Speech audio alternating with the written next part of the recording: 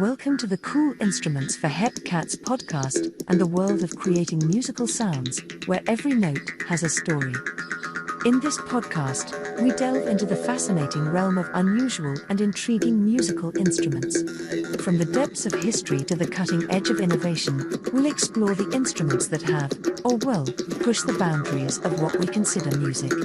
Join us on a journey of discovery as we uncover the secrets of the world's most fascinating instruments, the people who play them, and the music they create. Now here is your host, Dr. Donald Rickert.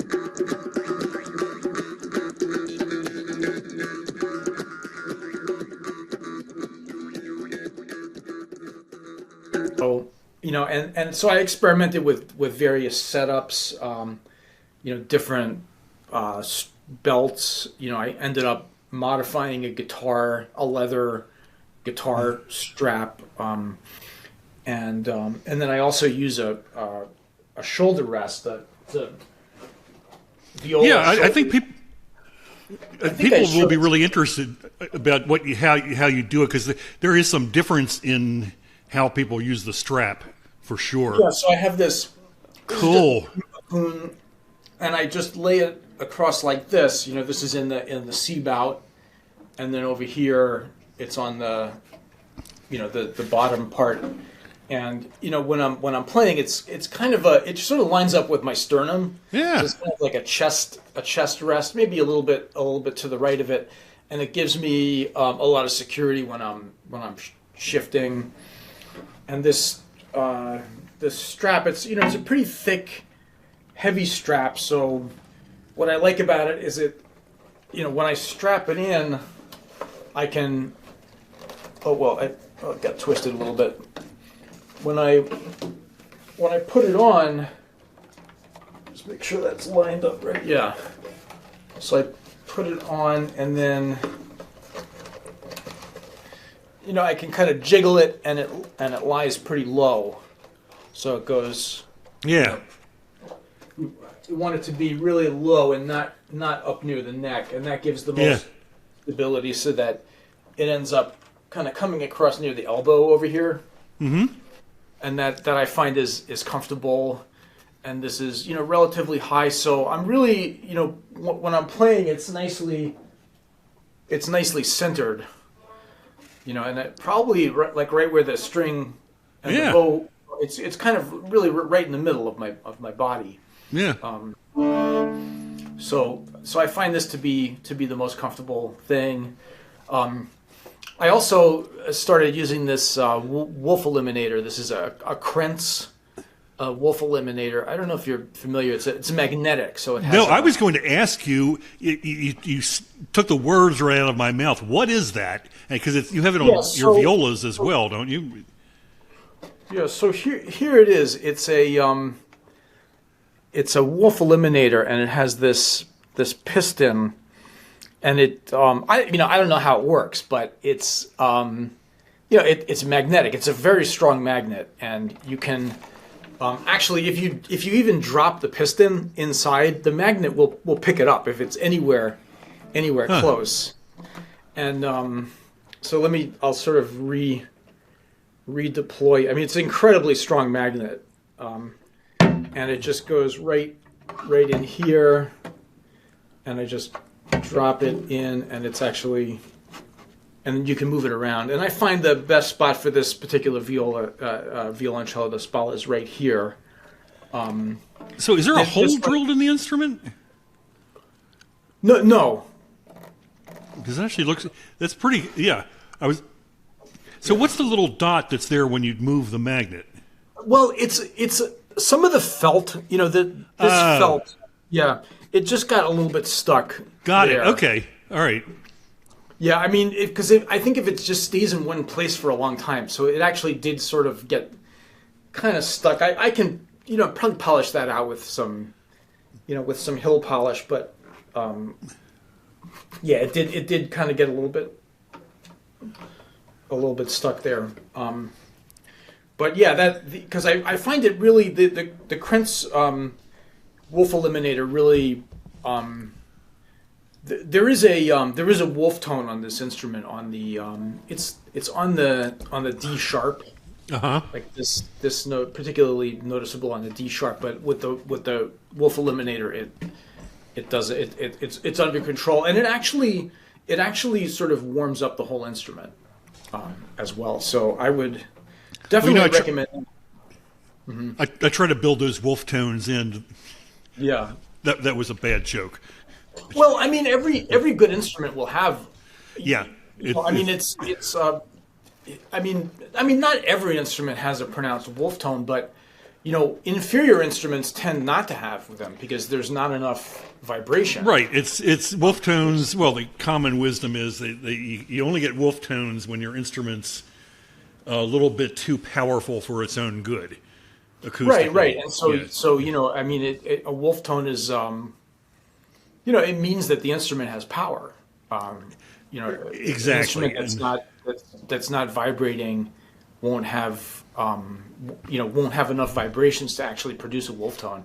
Let me see if I can actually demonstrate it. So here's I think it's on this note.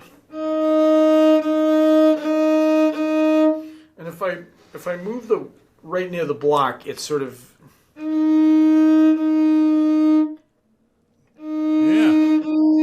yeah. There I got it. I heard it. And then back to the sweet spot.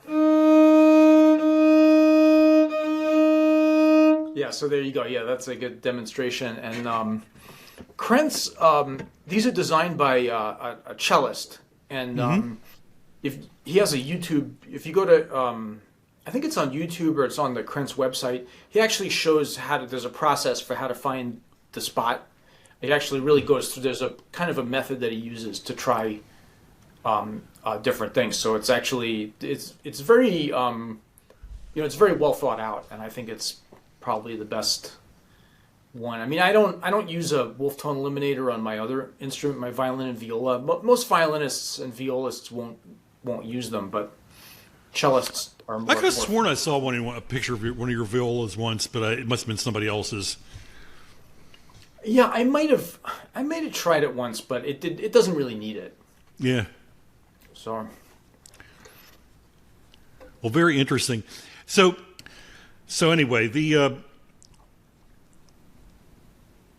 want to talk about what musical styles, genres you think that you either have or have thought about using the violoncello da Spalla for?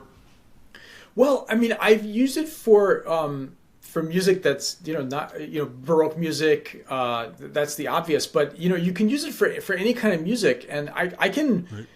I have an excerpt from that I can show you. This was a lot of fun, and I included it on a concert back during the pandemic.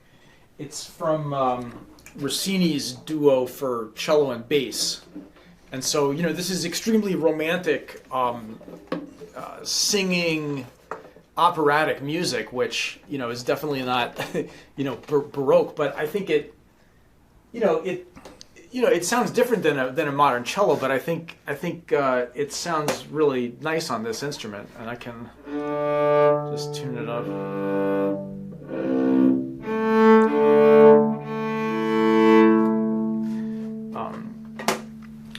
So this is from the slow movement.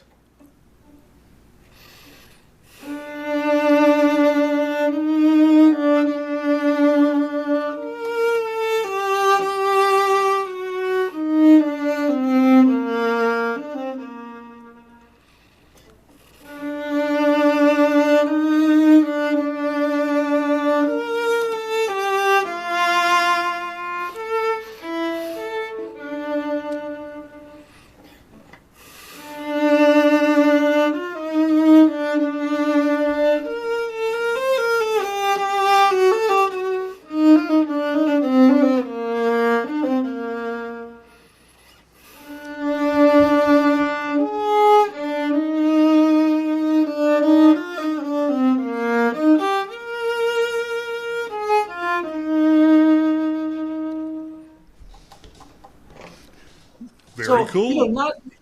Not the sort of the richest tenor sound that you would hear on a on a modern cello, but there's something very, very singing about and resonant about the instrument that is really delightful. And this piece is very unusual anyway, with the cello and the bass.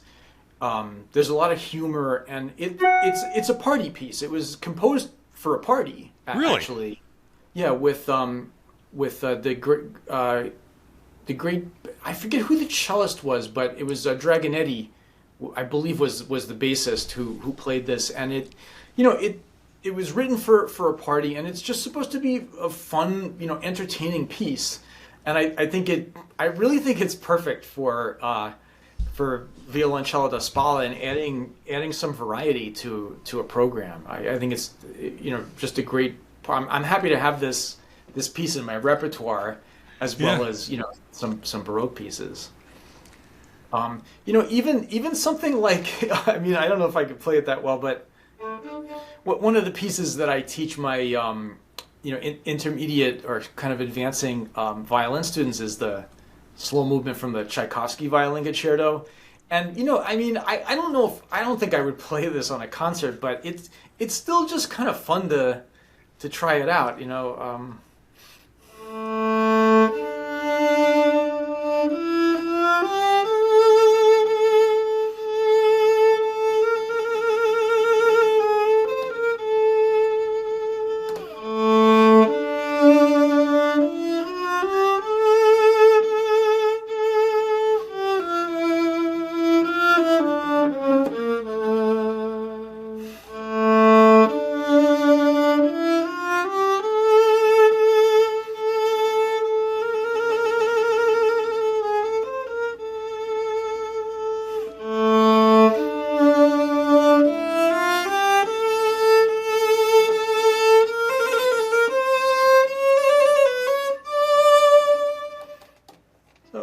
Not the greatest performance, certainly, but just a lot of fun to just see what's possible. And I don't know how characteristic it is to go way up into the higher positions on this instrument, but it's just a lot of fun for I think for any violinist to just kind of fool around with it. Even when listening to Daniela Gaetano, there really was no standardization back in the day, and there really is no reason for there to be standardization now of how it's supposed to be played. Right. And that's one thing.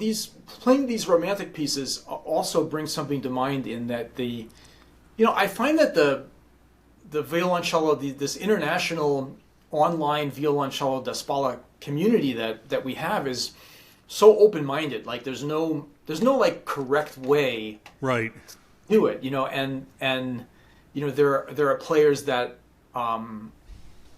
clearly have a lot of Baroque performance information and experience, but also perform classical pieces, romantic pieces, just for fun. There's almost like no rules about it, and that's one of the things I love about playing it, and interacting with this community that we have.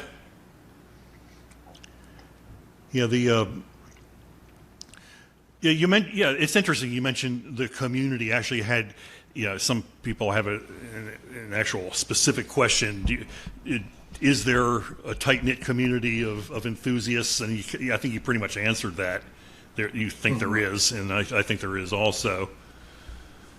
And do you want to say anything more about that? No is an okay answer. Yeah, lately I haven't. I've been, most of the projects that I've been doing lately, and I think this is maybe a function of the pandemic ending. Right. Most of the projects I've been doing in the last year or so have been with violin and viola. I actually haven't been doing a lot of Spalla playing and practicing, which is probably obvious from my. No, it's not obvious actually. But the Tchaikovsky Concerto, so I haven't really been posting videos, but I do get Daniela's newsletter, and I read those. They're really interesting. I love her illustrations, and Yeah. she's just able to tell the story of the Violoncello da Spalla in a very accessible way. Right. Indeed, that is definitely true of Daniela.